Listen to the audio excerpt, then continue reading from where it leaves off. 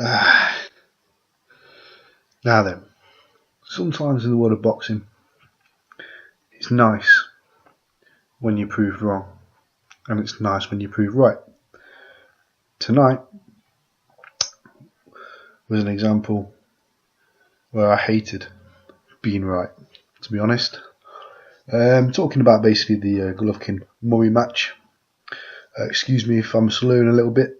I have had a few to drink by this point, as you would expect, at 1:30 on a Saturday night.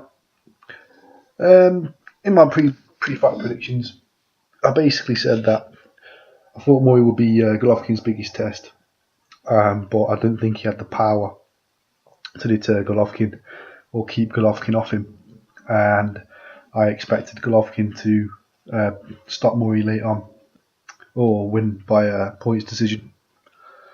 Now in tonight's fight, Murray was obviously down 3 times before the referee eventually jumped in.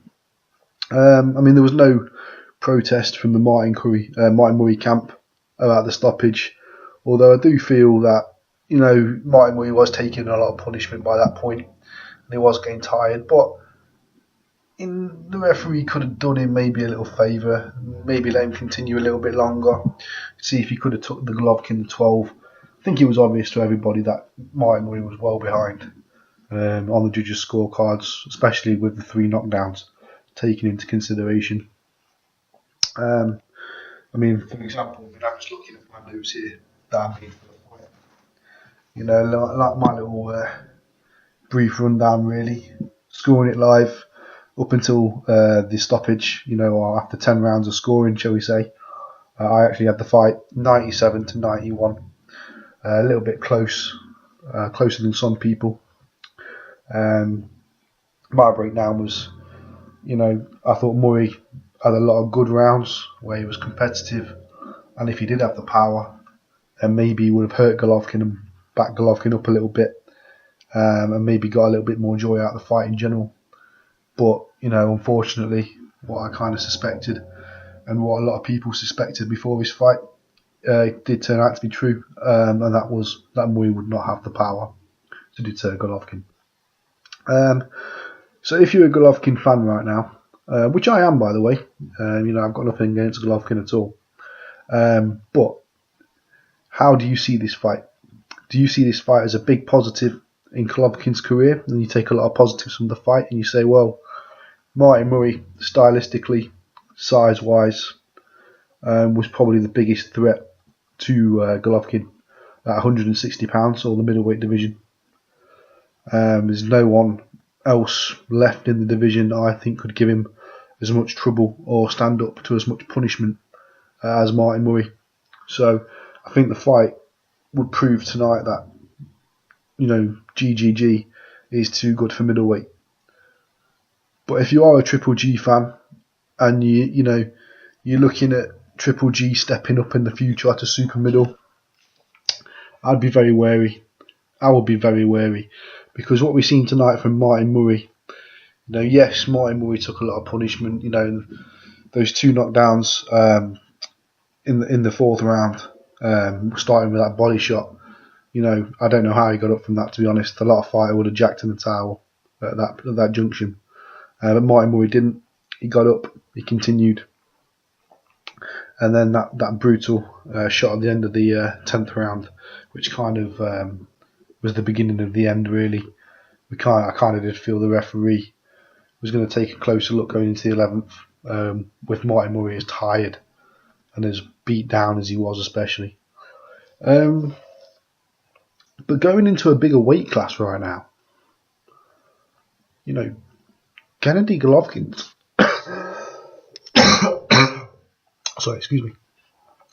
Gennady Golovkin's defense is not great. It is not great.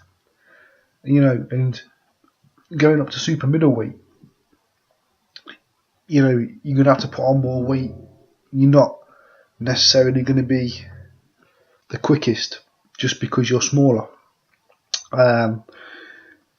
So what I kind of saw tonight was a fantastic Golovkin performance against a worthy competitor. but a lot of chinks in Golovkin's armour if he was to go up to a bigger weight. I mean, let's just break this down quickly. First of all, how often did Murray find the target tonight? And I know Murray's not a big puncher, so it didn't make a great deal of difference in the long term of the fight, but there was a couple of occasions, if you look, especially in the middle rounds, where Murray catches Golovkin with some fantastic combinations, and he actually backs Golovkin up on a few occasions with his right hand. Now, I'm not saying Golovkin's hurt there. He's not hurt. He's just, he's took a right hand, kind of stopped him in his tracks a little bit, took it well, got on with it. But what I'm saying is, kind of relates to what I was saying before the fight. If Murray could punch, that straight right hand would have landed all night long, and it did land all night long. It's just a shame. It's just a real shame that Murray does not possess the kind of knockout power that Golovkin does, because otherwise Golovkin would have been knocked out tonight, because the amount of combinations and right hands he ate for breakfast from Murray was just ridiculous. For someone who's made out to be a Terminator or, the next big thing in boxing, it's alright having a good chin at middleweight, and it's alright, blasting everyone out of there. Martin Murray obviously took him a lot longer than most have tonight. But if your defence is that bad, that's going to catch up with you eventually. Talk of moving him up to super middleweight right now. I mean, I don't think he's moving up till super middleweight till he's unified the middleweight titles anyway. But let's just look at the here and now, as it were. Let's look at super middleweight here and now. On that performance, does Golovkin beat Andre Ward? Not a chance. Not a chance. I mean, I think Golovkin could catch Andre Ward. I do genuinely think that Golovkin could even hurt Andre Ward, because I think he's fast enough to get inside the defence and the guard of Andre Ward. But would Golovkin be able to keep the pressure on Andre Ward for 12 solid rounds? Would he be able to swarm Andre Ward or keep him on the ropes? I don't think so. I think Andre Ward's too skilled for that. Way too skilled for that, and way too quick. And let's not forget, Andre Ward is very elusive. He's very hard to hit. And not only that, but if you do get in close on Andre Ward does one thing better than what Martin Murray was doing tonight, and that is clinch and hold up close. Andre Ward is a type of fighter who will make you fight his fight. He's got that type of style, adaptive, reactive, to pretty much anything that anybody can throw at him. So, based on tonight's performance, Andre Ward had just picked Golovkin off. If Golovkin's that easy to hit, going up in weight, and Andre Ward doesn't hit hard either, to be fair, but as proven with the Chad Dawson performance, Andre Ward can break people down, and if he can find you as a regular target walking towards him like Golovkin would be, is there anyone really out there that's taking money over, who's putting money on Golovkin over Andre Ward based on that performance? Because if you are, I'd say you're crazy. Just look at how often Martin Murray found the target. I'm not making this up. All you got to do is watch the fight back. It was ridiculously easy to hit the target for Murray at times. It's just a shame, like I say, like I discussed before the fight, that Murray hasn't got the power. If Murray had the power, Golovkin would have been stopped tonight. I truly believe it. People in boxing have got great chins, but just because you got a great chin doesn't mean to say you won't get stopped. Carl Froch has got a fantastic chin. Didn't stop him getting planked on his arse in the first round against George Groves. It didn't stop him going down against Jermaine Taylor either. Tyson Fury's got a great chin. He always recovers pretty well, but he's been down a few times. Someone like Andre Ward, with speed especially, and the evasiveness, he'd just frustrate Golovkin. He'd outbox Golovkin, he'd frustrate Golovkin, and if Golovkin did start trying to really lay on Ward, Ward would just tie him up on the inside. Or even worse for Golovkin, just catch him with big counters like Martin Murray did tonight. And I do think Ward hits harder than Martin Murray, and he certainly hits faster. So that's interesting. Other options at super middleweight right now for Golovkin. And notice I'm not going to talk any middleweights against Golovkin because there's just no point. Whether you're Peter Quillin, Andy Lee, Billy Joe Saunders, Chris Eubank Jr., Migo Cotto, Sergio Martinez. Doesn't matter who you are at middleweight right now. I firmly believe Martin Murray is the second best middleweight in the world, behind Golovkin. I had that opinion going into this fight, and I maintain that opinion. And I think Murray's proved that tonight in his performance as well. He's done a lot more than against Golovkin, and pretty much anyone's done. I think, he has done more than anybody's done against Golovkin. That's the furthest Golovkin has ever been in a fight. And I think it's the first time as well where I've seen Golovkin get really frustrated at the fact he's not got his opponent out there. And that was interesting to see. Although I will give Golovkin his credit and his dues. He did kind of keep his composure, he did calm down, get his focus back after a kind of a bit of a scratchy period through round 7 and 8. But it's like I say, moving on to other opponents at super middleweight, the one I would love to see, because I think it'd be a barnstormer, but I would also at the same time be afraid that at the age he is now, he'd probably get caught by Golovkin, and that'd be Froch. I think the Carl Froch 4 or 5 years ago, sorry, not that long ago, maybe kind of 3-4 years ago, when he was a lot more in his prime, and even though he was struggling against faster guys back then, he still had answers for faster guys back then, which I don't think Carl Froch possesses now, being a couple of fights past his prime. But I'd still love to see the fight, and I genuinely think, to be honest, if Froch fought Golovkin, Golovkin is pretty good friends with Lucian Bute, right? And when you look at those as fighters, they're actually very similar in the way they fight.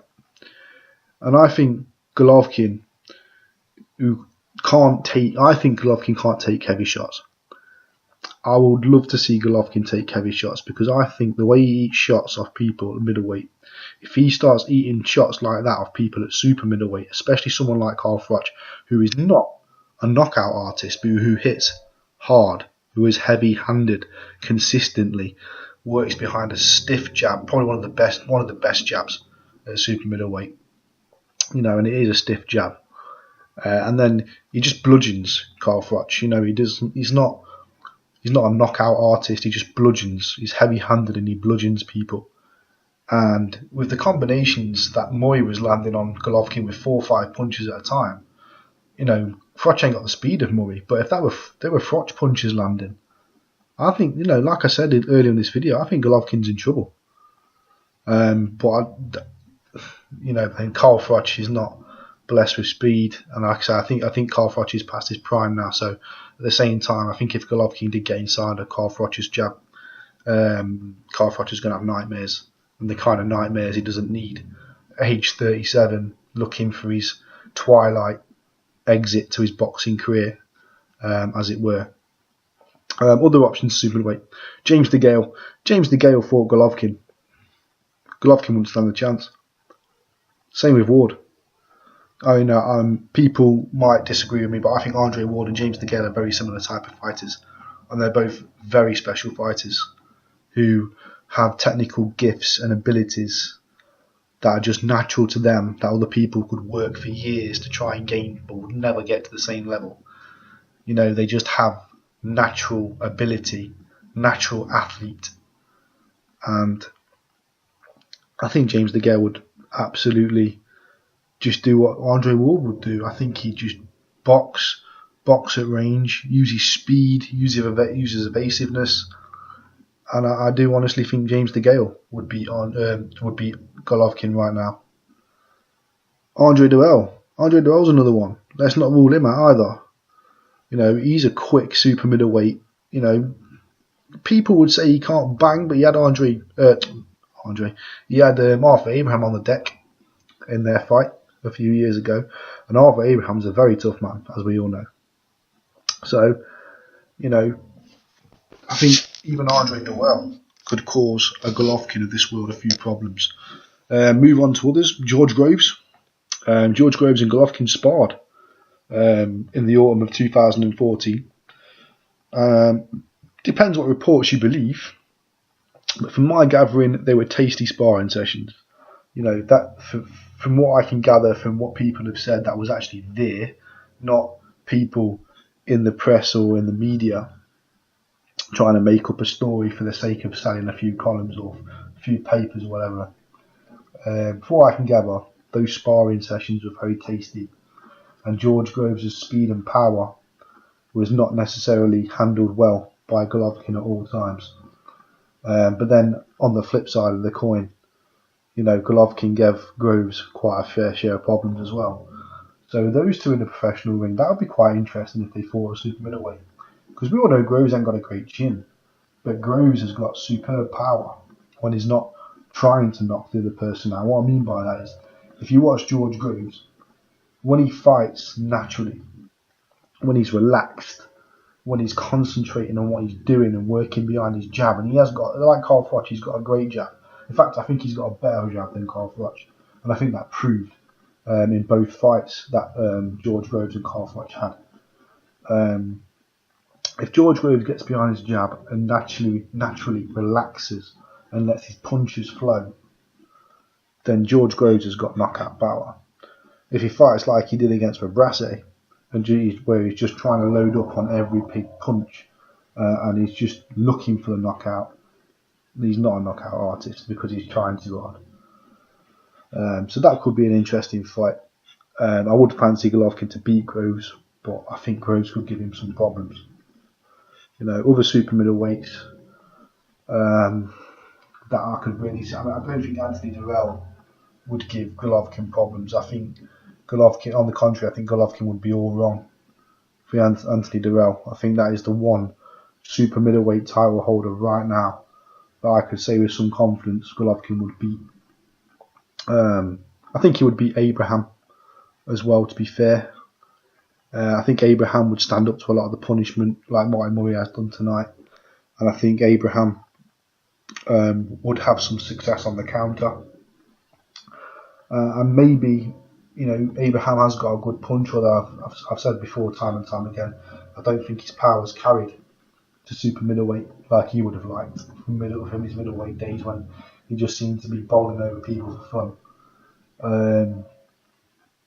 So I think that would be an interesting fight, but I would fancy Golovkin to wear Abraham down and get a late stoppage similar to the Murray fight tonight. But what I'm saying is, yeah, Golovkin, fantastic fighter. I'm not taking anything away from Golovkin. And tonight he beat, in my opinion, the second best middleweight in the world behind Golovkin.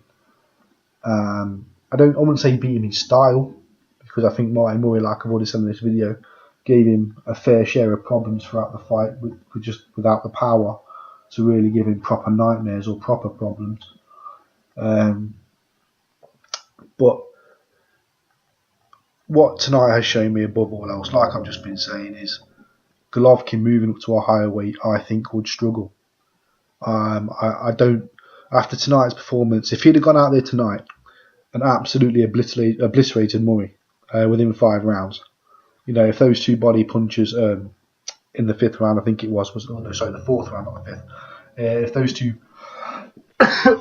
body punches in the 4th round had have taken care of Martin Murray and called it early doors, then maybe I'd be saying different. But the fact that Murray continued and showed a lot of heart and bravery and actually did get back into the fight, because in the middle rounds it was Murray that looked at one point like he might just start taking control a little bit, working on the combinations, getting behind his jab, although Golovkin, just kind of stepped it up a gear again after that. But I just don't think Golovkin is this superhuman being Terminator that people are making him out to be. I just think he's outgrown his weight. Simple as that. People talk of Golovkin going down to 154. If Golovkin can make 154, going down to 154 would be a hell of a better choice for Golovkin than going to 168, in my opinion. And that's for damn sure. At 154, he's got guys that he could wipe the floor with. At 168, he's got guys that could potentially wipe the floor with him. So, Final thoughts about tonight. Really, I'm really proud of Martin Murray. He did everything I said he would do in my prediction video. It's a shame he hasn't got the power, because if he did have the power, I do think he would have genuinely given Golovkin nightmares and genuinely given Golovkin lots of problems. But this is boxing, you know. Well done, Golovkin. Another fantastic performance. A well-deserved victory in the end. Well done, Martin Murray, as well. Put on a fantastic show. Made the fight competitive. Made Golovkin work, which is something I have wanted to see, and a lot of boxing fans have wanted to see for a long time now, is to make Golovkin work. You've made him work harder than any other fighter, and I think Martin Murray can come back to Britain with a big smile on his face and a lot of pride intact and say, well, you know, I didn't cave, I didn't give up, I didn't do a Matthew Macklin or a Daniel Gill or a Rubio and just fold like a deck of cards as soon as I felt the power. No, on the contrary, he stood up to it, and he showed us all as boxing fans tonight that Golovkin is just a human. Golovkin, for all his power, he's there to be hit, he's there to be outboxed, and he is there, more importantly, to be beat. Let me know what you guys think. You know, this is my post-fight reaction. It's nearly 2 o'clock in the morning. I've had a few to drink, but, you know, I still maintain my opinions. Peace out.